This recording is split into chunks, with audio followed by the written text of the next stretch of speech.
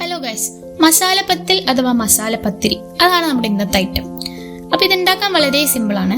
ഞാനിത് first time കഴിക്കുന്നത് കാലിക്കറ്റ് എത്തിയതിനു ശേഷമാണ്.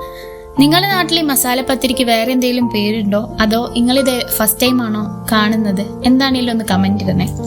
അപ്പൊ ഈ മസാലപ്പത്തിരിക്ക് ആദ്യം നമ്മൾ മസാല മേക്ക് ചെയ്തെടുക്കണം. ഈ മസാല ഉണ്ടാക്കുമ്പോൾ നമുക്ക് ഫിഷോ ചിക്കനോ മീറ്റോ എന്ത് വേണേലും യൂസ് ചെയ്യാം.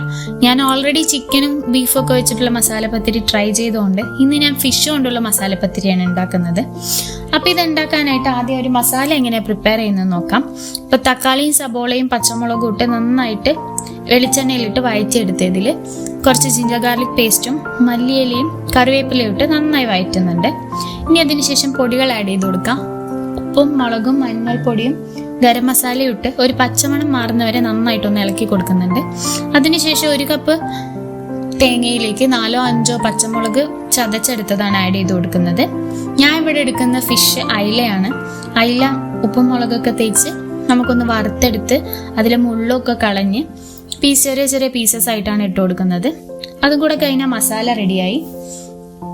ഇനി നമുക്ക് അയില വേണമെങ്കിൽ വേവിച്ചിട്ട് അയിലയിൽ ആഡ് ചെയ്യാം. നമുക്ക് ഇഷ്ടം പോലെ ചെയ്യാം. ഒരു ഹെൽത്തി വേയിലേക്ക് മാറ്റണമെങ്കിൽ നമുക്ക് ജസ്റ്റ് ഒന്ന് വേവിച്ചിട്ട് അയില ആഡ് ചെയ്ത് കൊടുത്താൽ മതി. അതിലെല്ലാം ഫിഷ് ആഡ് ചെയ്ത് കൊടുത്താൽ മതി.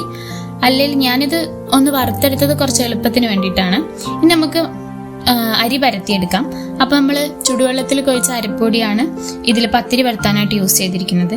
ഞാൻ അത്ര പത്തിരി പരത്താൻ എക്സ്പേർട്ട് അല്ലാത്തതുകൊണ്ട് എനിക്കിവിടെ ഉമ്മയാണ് പത്തിരി പരത്തി തരുന്നത്. അപ്പോൾ വാഴയിലയിൽ എണ്ണ തടവിയിട്ടാണ് ഈ പത്തിരി മാവ് പരത്തിയെടുക്കുന്നത്. കാരണം പെട്ടെന്ന് വിട്ട് വരാനായിട്ടാണ്. അത് ഈ കാണുന്ന പോലെ ലെയർ ചെയ്തെടുക്കുകയാണ് വേണ്ടത്. ആദ്യം ഒരു പത്തിരി പരത്തി അതിന് മുകളിൽ മസാല ഇട്ട് കൊടുത്ത് പിന്നെ വേറൊരു വാഴയിലയിൽ പത്തിരി പരത്തി ആ പത്തിരി ഈ മസാലേൻ്റെ മേലേക്ക് വെച്ച് അതിന് മുകളിൽ അടുത്ത ലെയർ ഇട്ട് അങ്ങനെ 4-5 ലെയറാക്കി എടുക്കാം.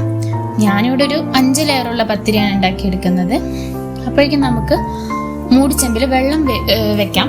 അതായത് വേവിച്ചെടുക്കുന്ന ഒരു ഡിഷ് ആയതുകൊണ്ട് ആവിയിൽ വേവിക്കാനായിട്ട് കുറച്ച് വെള്ളം വെച്ച് കൊടുക്കുന്നുണ്ട്. ഇതിനിടയ്ക്ക് ഞാൻ ടൈമിൽ കിട്ടുമ്പോഴൊക്കെ പോയി സമൂസയും ഒക്കെ ഉണ്ടാക്കുന്നുണ്ട്. നോമ്പ് ടൈം ആയതുകൊണ്ട് അധികം ടൈമില്ലാത്തൊരു സമയത്താണ് ഉണ്ടാക്കുന്നത്. ഇനി അതിന് ശേഷം ലാസ്റ്റ് ലെയർ പത്തിരി ഇട്ടതിന് ശേഷം നന്നായിട്ടൊന്ന് ഷേപ്പാക്കി കൊടുക്കുന്നുണ്ട്. ഇനി വാഴയിലയിൽ വെച്ച് മൂടിച്ചെമ്പിൽ വെച്ചിട്ടാണ് നമ്മൾ ഇത് ആവി കയറ്റി എടുക്കുന്നത്.